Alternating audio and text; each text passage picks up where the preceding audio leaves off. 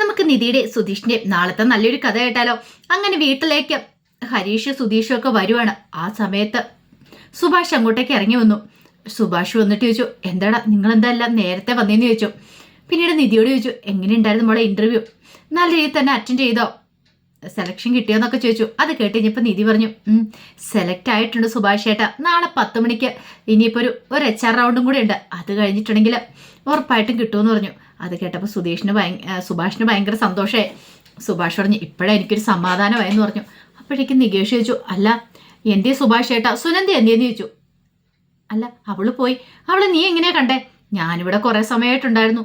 ഇവിടെ ഉണ്ടായിരുന്നോ? എന്നിട്ട് നീ എന്താ അകത്തേക്ക് കയറി വരാതിരുന്നേ? അത് പിന്നെ നിങ്ങൾ സംസാരിക്കുള്ളൂ എന്ന് കരുതിയിട്ടാ. ആ സമയം ഹരീഷ് ചോദിച്ചു, അവൾ എന്തിനാ ഇങ്ങോട്ടേക്ക് വന്നേന്ന് ചോദിച്ചു. അത് പിന്നെ അവള് പോകുക, അപ്പൊ എന്നോട് യാത്ര പറയാൻ വേണ്ടി വന്ന. എന്തിനാ സുഭാഷയോട് വന്ന് അവള് യാത്ര പറയണമെന്ന് ചോദിച്ചു.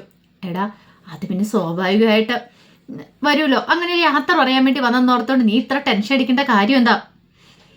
ഇത് കേട്ട് കഴിഞ്ഞപ്പോൾ സുധീഷ് പറഞ്ഞു, സുഭാഷ് ഏട്ടാ ഇതൊന്നും ശരിയല്ല എന്ന് പറഞ്ഞു. എന്താ? അവൾക്ക് ഇങ്ങോട്ടേക്ക് വരേണ്ട ഒരാവശ്യമില്ലായിരുന്നു. എന്ത് കാരണത്തിന്റെ അടിസ്ഥാനത്തിൽ അവൾ ഇങ്ങോട്ടേക്ക് വന്നേന്ന് ചോദിച്ചു. എടാ ശരിക്കും പറഞ്ഞിട്ടുണ്ടെങ്കിൽ അവൾ ഇവിടേക്ക് വന്നതല്ലേ, ഞാനല്ലേ അവളെ വേണ്ടാന്ന് പറഞ്ഞ് തിരിച്ചു പറഞ്ഞയച്ചത്. അപ്പം അതിൻ്റെ വിഷമം അവൾക്കുണ്ട്. എന്നാലും കല്യാണം കഴിഞ്ഞ് കഴിയുമ്പോഴത്തേനും അവൾ പോകുന്നതിനെ കുറിച്ച് പറയാൻ വേണ്ടി വന്നാന്ന് പറഞ്ഞു. ഇത് കേട്ടപ്പം സുധീഷ് പറഞ്ഞു, അല്ല സുഭാഷേനെ അവളുടെ താളത്തിലെല്ലാം നിന്ന് കൊടുക്കൂല, ആ ധൈര്യത്തിൽ അവൾ ഇങ്ങോട്ടേക്ക് വന്നേന്ന് പറഞ്ഞു. ആ സമയം സുഭാഷ് പറഞ്ഞു, പിന്നൊരു കാര്യം അവൾ എന്നോട് ആവശ്യപ്പെട്ടായിരുന്നു. അവളുടെ ഹസ്ബൻഡിനെയും കൂട്ടി ഇങ്ങോട്ടേക്ക് വരുമെന്ന്. ഇങ്ങോട്ടേക്ക് വരുമെന്നോ? അതെ, വൈകുന്നേരം വരാമെന്ന് പറഞ്ഞിട്ടുണ്ട്. എന്നോട് ചോദിച്ചു, ഞാൻ സമ്മതം കൊടുക്കുകയും ചെയ്തു.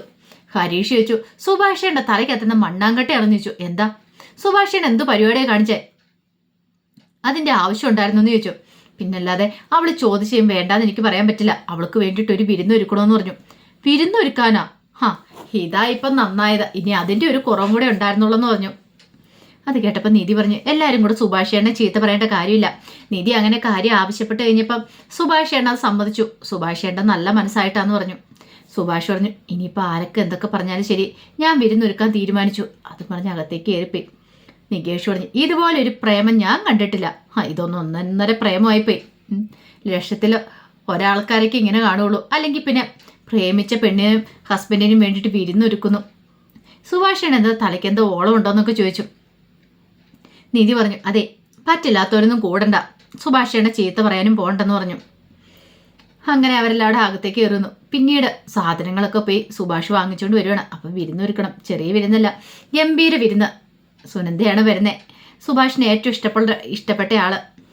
അങ്ങനെ കുറച്ച് കഴിഞ്ഞിട്ട് സുഭാഷ് അടുക്കള കിടന്ന് ഭയങ്കര ജോലിയിലാണ്. നിധിയും കൂടി. ഇത്തിരി കഴിഞ്ഞപ്പോഴത്തേനും നികേഷ് ചോദിച്ചു, അല്ല സുഭാഷ് ഏട്ടാ, സുഭാഷിന് എന്താ ഉണ്ടാക്കണേന്ന് ചോദിച്ചു. എടാ എന്താ ഉണ്ടാക്കണേന്നോ? വിരുന്ന് കൊടുക്കണ്ടേ? ബിരിയാണി ഉണ്ടാക്കി വെച്ചു, ചിക്കൻ ബിരിയാണി. ഇനിയിപ്പം ചിക്കൻ വറക്കണം, അതുപോലെ തന്നെ മീൻകറി വെച്ചിട്ടുണ്ട്, മീൻ വറക്കണം, അതുപോലെ കുറേ പരിപാടികളൊക്കെ ഉണ്ട്. ചോറ് വെക്കണം. അങ്ങനെ കുറേ വിഭവങ്ങളുടെ പേര് പറയാണ്. അത് കേട്ട് കഴിഞ്ഞപ്പം സുധീഷ് പറഞ്ഞു, ഓഹോ, ഒരു ഹോട്ടലിൽ പോലും ഇത്ര ആഹാര സാധനങ്ങളൊന്നും കാണത്തില്ലല്ലോ എന്ന് പറഞ്ഞു. സുഭാഷ് പറഞ്ഞു, അവൾ ആദ്യമായിട്ട് വിരുന്നിന് വരുന്നതല്ലേ, അവൾ വേറെ ഒരു വീട്ടിലും വിരുന്നിന് പോയിട്ടില്ല, ആദ്യം ഇങ്ങോട്ടേക്കാണ് വരുന്നത് അവളുടെ ഭർത്താവിനെയും കൂട്ടി. അപ്പോൾ അവൾക്ക് നല്ല രീതിയിൽ വിരുന്ന് കൊടുക്കണം, നമ്മുടെ കടമയല്ലേന്ന് ചോദിച്ചു. അത് കേട്ടപ്പോൾ നികേഷ് പറഞ്ഞു, നല്ല രീതിയിൽ വിരുന്ന് കൊടുക്കണം, അവളുടെ വീട്ടുകാരറിഞ്ഞിട്ടുണ്ടെങ്കിൽ മിക്കവാറും അത് വിരുന്നായിരിക്കില്ല എന്ന് പറഞ്ഞു. എടാ നീ ഇങ്ങനെ നെഗറ്റീവ് അടിക്കില്ലേ, ഒന്ന് സമാധാനമായിട്ട് ഇരിക്കാൻ പറഞ്ഞു. ഞാനൊന്നും പറയുന്നില്ലേ എന്നൊക്കെ പറഞ്ഞു. ഒരു കാര്യം ഞങ്ങളൊന്ന് വന്ന് സഹായിക്കാൻ പറഞ്ഞു. അങ്ങനെ നികേഷിനെയും കൂടെ അടുക്കള ജോലി ചെയ്യിക്കാണ്ട് വിളിച്ചു സുഭാഷ്. ആ സമയത്താണ് ഭാസ്കരൻ വരുന്നത്. ഭാസ്കരൻ വന്നിട്ട് ചോദിച്ചു, ഇതെന്താ ഇവിടെ, ആരുടെയും പിറന്നാളാണെന്ന് ചോദിച്ചു. അത് കേട്ടപ്പം സുഭാഷിൻ്റെ നിധിയുടെയൊക്കെ മുഖം മാറി. പെട്ടെന്ന് സുഭാഷ് പറഞ്ഞു, അല്ലച്ച, ഒരു വിരുന്ന് കൊടുക്കാനെന്ന് പറഞ്ഞു. വിരുന്ന് കൊടുക്കാനോ? അത് സുനന്ദ വരുന്നുണ്ട് ഇങ്ങോട്ട്. സുനന്ദയോ? അവളെന്തിനാ ഇങ്ങോട്ടേക്ക് വരുന്നേ? അപ്പോഴേക്കും നിധി പറഞ്ഞു, സുനന്ദ വിരുന്നിന് വേണ്ടി വരുന്ന. സുനന്ദ മാത്രമല്ല, സുനന്ദയുടെ ഭർത്താവും ഉണ്ടെന്ന് പറഞ്ഞു. എടാ സുഭാഷേ, നിനക്ക് നാണമില്ലേന്ന് ചോദിച്ചു. നിനക്ക് തലയ്ക്ക് ഭ്രാന്തുണ്ടോയെന്ന് ചോദിച്ചു. എന്താച്ചാ ഇങ്ങനെ പറയണേ, നീ എന്തിനാണ് അവൾക്ക് വിരുന്ന് കൊടുക്കുന്നേ? അത് പിന്നെ അവൾ എന്നോട് ചോദിച്ചു ഇങ്ങോട്ടേക്ക് വന്നോട്ടേന്ന്. വരാൻ ഞാൻ പറഞ്ഞു. ആ സമയത്ത് ഒരു വിരുന്നോടെ കൊടുക്കണ്ടേ അച്ഛാ, ഒന്നുമല്ലേലും അച്ഛൻ്റെ പെങ്ങടെ മോളല്ലേന്ന് ചോദിച്ചു. പെങ്ങടെ മോള്? കാര്യം പറഞ്ഞ ഞങ്ങൾ ഒരു വയറ്റിൽ നിന്ന് തന്നെ പോന്നാ, പക്ഷെ പറഞ്ഞിട്ട് കാര്യമില്ല. അവളുടെ അഹങ്കാരം ഉണ്ടല്ലോ, എൻ്റെ പെങ്ങളെന്ന് പറയുന്നവളുടെ. അവൾ ഏത് തരക്കാരിയെന്ന് എനിക്ക് നന്നായിട്ടറിയാം. അതുകൊണ്ട് ഇവിടെ ഒരുത്തിയും വരണ്ടാന്ന് പറഞ്ഞു. അത് കേട്ടപ്പോൾ സുഭാഷ് പറഞ്ഞു, വിരുന്നിന് വിളിച്ച് ഞാനാണെങ്കിൽ ഉറപ്പായിട്ട് ഞാൻ വിരുന്ന് കൊടുക്കും. ഭാസ്കരൻ പറഞ്ഞു, എൻ്റെ വീട്ടിൽ പറ്റില്ല എന്ന് പറഞ്ഞു. അത് കേട്ടപ്പോൾ സുഭാഷ് പറഞ്ഞു, ഇവിടുത്തെ കാര്യങ്ങളൊക്കെ നോക്കുന്ന ഞാനാണെങ്കിൽ ഞാൻ തീരുമാനിക്കും. സുഭാഷിൻ്റെ ഒച്ചയൊക്കെ അങ്ങോട്ട് പൊങ്ങി. സുഭാഷ് പോലും അറിയാതെ. സുഭാഷ് ഇങ്ങനെയൊന്നും പെരുമാറുന്ന ആളല്ല. സുധീഷോ ഹരീഷോ ഒക്കെ അന്താളിപ്പോട് കൂടി സുഭാഷിനെ നോക്കുകയാണ്. സുഭാഷ് പറഞ്ഞു, അച്ഛന് പറ്റുമെങ്കിൽ അച്ഛനോട് നിന്നാൽ മതി, അല്ലെങ്കിൽ അച്ഛൻ പോയിക്കോ അങ്ങോട്ടാന്ന് വെച്ചാൽ. അച്ഛൻ പോയിട്ട് അവർ പോയി കഴിഞ്ഞ ശേഷം വന്നാൽ മതി. അച്ഛൻ സ്ഥിരമായിട്ട് ചെയ്യുന്ന പരിപാടികളാണല്ലോ. ഇഷ്ടപ്പെട്ടില്ലെങ്കിൽ ഇറങ്ങി ഒരു ഒറ്റ പോക്കം കൂടെ പോകും, പിന്നെ തോന്നുമ്പോൾ കയറി വരും. അങ്ങനെ ചെയ്താൽ മതി എന്ന് പറഞ്ഞു. അത് കേട്ടപ്പം ഭാസ്കരൻ പിറുപുറത്തോണ്ട് പുറത്തേക്ക് ഇറങ്ങിപ്പോയി. അപ്പോഴേക്ക് സുധീഷ് പറഞ്ഞു, അച്ഛൻ പറഞ്ഞൊരു നല്ല കാര്യമാണ്, ഇതിൻ്റെ വല്ല ആവശ്യം ഉണ്ടായിരുന്നു സുഭാഷ് ഏട്ടാന്ന് ചോദിച്ചു. നീ ഒന്നും മിണ്ടണ്ടാന്ന് പറഞ്ഞു. അപ്പോഴേക്ക് ഹരീഷ് പറഞ്ഞു, ഇതിൻ്റെ നാലിലൊന്നും ധൈര്യം ഉണ്ടായിരുന്നെങ്കിൽ സുനന്ദ ഇപ്പം ഈ വീട്ടിലിരുന്നേനെ, വിരുന്നൊരുക്കേണ്ട ആവശ്യമൊന്നും വരത്തില്ലായിരുന്നു പറഞ്ഞു. അപ്പോഴേക്ക് സുഭാഷ് പറഞ്ഞു, ഇനി അതിനെക്കുറിച്ച് സംസാരിക്കണ്ട, എനിക്ക് വിധിക്കാത്ത കാര്യം അത്. അതുകൊണ്ട് ഇനിയിപ്പോൾ അതിനെക്കുറിച്ച് സംസാരിച്ച് വെറുതെ എന്തിനാ നമ്മൾ തമ്മിൽ മുഷിയണേന്ന് ചോദിച്ചു. എനിക്കതിന് താല്പര്യമില്ല. അവള് ഹസ്ബൻഡ് വരുന്ന സമയത്ത് നല്ല രീതിയിൽ തന്നെ അവരെ ട്രീറ്റ് ചെയ്യണം, അതാണ് നമ്മുടെ ഉത്തരവാദിത്വം എന്ന് പറഞ്ഞു. അതും പറഞ്ഞ് സുഭാഷ് തൻ്റെ ജോലി തുടരുവാണ്. ഈ സമയത്ത് സുനന്ദയ്ക്ക് കൊണ്ടുപോകാനുള്ള സാധനങ്ങളൊക്കെ എടുത്തു പെറുക്കി കുറേ പലഹാരങ്ങളൊക്കെ എടുത്തു പെറുക്കി വെക്കുന്നുണ്ട് ലളിത. അപ്പോഴേക്കും തനയം പറഞ്ഞു, ഇതൊക്കെ ഇത്ര മതിയോന്ന് ചോദിച്ചു. തൽക്കാലത്തേക്ക് ഇത് മതി. ഇനി അവൾ അവിടെ ചെന്ന് സെറ്റായെന്ന് അറിഞ്ഞു കഴിഞ്ഞാൽ ഒരു സമാധാനം വരുള്ളൂ. ഇവിടെ നിന്ന് പോയി കഴിഞ്ഞാൽ ഒരു ആശ്വാസം ആവുള്ളൂ. ആകെപ്പാടെ നെഞ്ചിനകത്തൊരു തീയാന്ന് പറഞ്ഞു തനയൻ. അത് കേട്ടപ്പോൾ ഗംഗാധരൻ പറഞ്ഞു, ഇനിയിപ്പോൾ പേടിക്കേണ്ട അളിയാ, അവളുടെ കല്യാണം കഴിഞ്ഞല്ലോ, അവളങ്ങോട്ട് പോയിക്കോളൂന്ന് പറഞ്ഞു. ലളിത പറഞ്ഞു, എന്നാലും എനിക്ക് പേടിയുണ്ട്.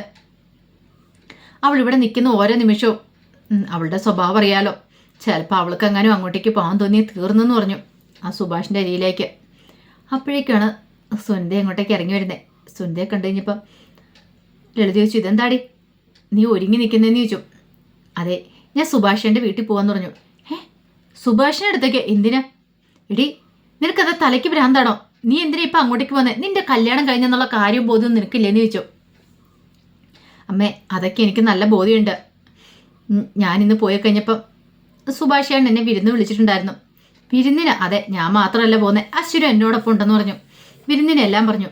ഇടി വിളിച്ചോണ്ട് നീ അങ്ങോട്ടേക്ക് പോവാം. ശരിക്കും പറഞ്ഞാൽ ഞാൻ അങ്ങോട്ട് അശ്വിനെയും കൂട്ടി ചെല്ലാന്ന് പറഞ്ഞേ. അപ്പോൾ ആ സമയത്ത് സുഭാഷേട്ടനെ പറഞ്ഞെന്നെ വിരുന്ന് തരാമെന്ന് പറഞ്ഞേ. ഞാൻ പോകുന്നതിൽ എന്താ തെറ്റിരിക്കണമെന്ന് ചോദിച്ചു. ഗംഗാധരൻ പറഞ്ഞു, അതൊന്നും ശരിയാകത്തില്ല, അതിൻ്റെ ആവശ്യമൊന്നുമില്ല. നിനക്ക് വേറൊരു പണിയില്ലല്ലേ, മര്യാദയ്ക്ക് അടങ്ങി ഒതുങ്ങി വീട്ടിൽ കയറി ഇരുന്നോണം, മനുഷ്യന് നാണം കെടുത്താനായിട്ട്. സുനന്ദ പറഞ്ഞു, അതൊന്നും നടക്കില്ല വലിച്ച. എങ്ങനെ നടക്കാനാ? എന്താണെങ്കിലും ഒരു കാര്യം ഞാൻ പറഞ്ഞേക്കാം, ഞാൻ പോകുമെന്ന് പറഞ്ഞാൽ പോകും. ഞാൻ മാത്രമല്ല, എൻ്റെ ഭർത്താവ് ഉണ്ടെന്ന് പറഞ്ഞല്ലോ. അശ്വിനോട് ഞാൻ കാര്യങ്ങൾ പറഞ്ഞിട്ടുണ്ട്, അശ്വിൻ എന്നോടൊപ്പം വരാമെന്നും പറഞ്ഞു. എടി, നീ ഇതെന്തു ഭാവിച്ചാ? നിന്റെ ജീവിതം നീ കൊണ്ട് തുലയ്ക്കാൻ പോകുന്നേ. അവൻ ഈ കാര്യങ്ങളൊന്നും അറിയത്തില്ല. അവനെ അറിഞ്ഞു കഴിയുമ്പോൾ എന്താ സംഭവിക്കാൻ പോകുന്ന അറിയാലോ. സംഭവിക്കുന്നൊക്കെ സംഭവിക്കട്ടെ, എനിക്ക് ആ കാര്യത്തിൽ ഒരു പ്രശ്നമില്ല. ഇത് കേട്ടുകഴിഞ്ഞപ്പോൾ ലളിത പറഞ്ഞു, നീ ഒരിടത്തേക്കും പോകത്തില്ല, ഈ വീടിൻ്റെ മുറ്റത്തേക്ക് നീ ഇറങ്ങില്ല എന്ന് പറഞ്ഞു. ഓ, അങ്ങനെയാണോ? എന്നാൽ ഞാനൊരു കാര്യം ചെയ്യാം, ഇപ്പം തന്നെ ഞാൻ അശ്വിനോട് പോയി കാര്യങ്ങളൊക്കെ പറയാം. ഞാൻ സുഭാഷേനും നമ്മളുടെ ബന്ധം എന്തായിരുന്നും കല്യാണത്തിന് തലേദിവസം ഞാൻ സുഭാഷേൻ്റെ വീട്ടിലേക്ക് ചെന്നതും സുഭാഷേട്ടൻ അവിടെ തന്നെ പറഞ്ഞു വിട്ടതായ എല്ലാ കാര്യങ്ങളും എങ്ങനെയുണ്ട്. പിന്നെ അച്ഛനും അമ്മയും കാലെ പിടിച്ചതിന് ശേഷം ആണ് സുഭാഷേട്ടന് എന്നെ വിട്ടു തന്നെന്നുള്ള കാര്യം, അതും കൂടെ ഞാനും കൂടെ പറയാമെന്ന് പറഞ്ഞു. അപ്പോഴേക്കും അവരുടെ മുഖമൊക്കെ അങ്ങോട്ട് മാറി. ഈ സമയം അശ്വിനും അങ്ങോട്ട് ഇറങ്ങി വന്നു. അശ്വിൻ വന്നിട്ട് ചോദിച്ചു, നമുക്ക് ഇറങ്ങിയാലോ എന്ന് ചോദിച്ചു. ഇറങ്ങാമെന്ന് പറഞ്ഞു. ആ സമയത്ത് തനയും ചോദിച്ചു, അല്ല മോനെ, നന്നായിട്ട് റെസ്റ്റൊക്കെ എടുത്തായിരുന്നോ? റെസ്റ്റ് എടുത്ത അങ്കിളെ, അല്ല ഇപ്പം പോകണമെന്ന് ചോദിച്ചു. പോയിട്ട് വരാം, വിരുന്ന് വിളിച്ച് കഴിയുമ്പോൾ പിന്നെ പോകാതിരിക്കാൻ പറ്റില്ല. പോരാത്തേനെ സുനന്ദയുടെ അമ്മാൻ്റെ വീട്ടിലേക്കല്ലേ പോണേന്ന് ചോദിച്ചു. പിന്നെ അവരൊക്കെ കാത്തിരിക്കുമല്ലോ എന്ന് ചോദിച്ചു. അപ്പോഴേക്കും അശ്വിൻ്റെ ഫോൺ ബില്ലടിച്ചു. ഒരു മിനിറ്റ് ഞാൻ സംസാരിച്ചിട്ട് വട്ടെ എന്ന് പറഞ്ഞ് അശ്വിൻ കോൾ എടുത്തോണ്ട് അങ്ങോട്ട് പോവാണ്. ആ സമയം തനയും പറഞ്ഞു, നിനക്ക് എന്താടി, നീ അപ്പം വെല്ലുവിളിച്ചിട്ട് പോകാൻ തീരുമാനിച്ചു എന്ന് ചോദിച്ചു. ഞാൻ പറഞ്ഞല്ലോ, എന്നെ വിട്ടില്ലെങ്കിൽ ഉറപ്പായിട്ടും ഞാൻ ഈ കാര്യങ്ങളൊക്കെ അശ്വിനോട് പറയും. പിന്നെ എന്താ സംഭവിക്കണമെന്ന് അറിയാലോ. അതോടുകൂടി ഞങ്ങളുടെ ബന്ധം തരും. അശ്വിൻ്റെ വീട്ടിലേക്കും പോകും. അത് വേണോ വേണ്ടോ എന്ന് നിങ്ങൾക്ക് തീരുമാനിക്കാം. ഒടുവിൽ പെട്ടുപോയി. ഇനിയിപ്പോൾ ഇവിടെ പറഞ്ഞു വിടാതിരിക്കാൻ പറ്റില്ല, ഇല്ലെങ്കിൽ ചിലപ്പോൾ അവളങ്ങനെ പ്രവർത്തിക്കുകയും ചെയ്യും. ജീവിതം പോയാലും കുഴപ്പമില്ലെന്ന രീതിയാണ് സുനന്ദയ്ക്ക്. ഒടുവിൽ അവർക്കും മിണ്ടാൻ നിൽക്കേണ്ടതായിട്ടൊന്നും. അപ്പോഴേക്കും അശ്വിനും കൂടെ വന്നിട്ട് പറഞ്ഞു, നമുക്ക് ഇറങ്ങിയാലോ എന്ന് ചോദിച്ചു. പോവാന്ന് പറഞ്ഞു. അങ്ങനെ അവർ രണ്ടുപേരും കൂടെ അങ്ങോട്ട് ഇറങ്ങുവാണ്. ഈ സമയം ലളിത പറഞ്ഞു, കനയേട്ടാ ഇതിങ്ങനെ പോയിട്ടുണ്ട് എവിടം വരെ എത്തുമെന്ന് അറിയത്തില്ലോ. ആകപ്പാടെ പ്രശ്നത്തിലേക്കാണ് പോകുന്നതെന്ന് തോന്നേ. അവിടെ ചെന്ന് കഴിഞ്ഞപ്പോൾ ആ സുഭാഷിൻ്റെ വായിന്നോ അല്ലെങ്കിൽ ആ ഭാസ്കറിൻ്റെ വായിന്നൊക്കെ എന്തെങ്കിലും വീണിട്ടുണ്ടെങ്കിൽ അതോടുകൂടി തീർന്നു. അവളുടെ ജീവിതം നശിച്ചു പോകത്തുള്ളൂ. ഇനിയിപ്പോൾ എന്ത് ചെയ്യും, എന്ത് ചെയ്യണമെന്ന് പോലും എനിക്കറിയില്ല. ആകപ്പാടെ വിഷമത്തിലാന്ന് പറഞ്ഞു. അപ്പോൾ അതിൻ്റെ വിശേഷങ്ങളൊക്കെയാണ് നമ്മൾ കാണാൻ പോകുന്നത്. ആ വിശേഷങ്ങളൊക്കെ നമുക്ക് എല്ലാവർക്കും കാത്തിരിക്കാം കേട്ടോ. അതിനുമ്പ് ഒരു കാര്യം പറഞ്ഞോട്ടെ, ആദ്യമായി കാണുന്നവരാണെങ്കിൽ ചാനൽ ഇഷ്ടപ്പെട്ട ഒന്ന് സബ്സ്ക്രൈബ് ചെയ്യാൻ മറക്കരുത് കേട്ടോ. ഇതിൻ്റെ ബാക്കി കഥകളുമായിട്ട് നാളെ ഉച്ചയ്ക്ക് ഞാൻ വരാം കേട്ടോ. അപ്പോൾ എല്ലാ ദിവസവും ഉച്ചയ്ക്കാണ് ചാനലിനകത്ത് ഞാൻ നിധിയുടെ സുധീഷിനെ പിറ്റേ ദിവസത്തെ വിശേഷങ്ങളൊക്കെ അപ്ലോഡ് ചെയ്യുന്നു കേട്ടോ. ഒരിക്കൽ കൂടി എല്ലാവർക്കും ശുഭദിനം നേർന്നുകൊണ്ട് നിർത്തുന്നു. നന്ദി.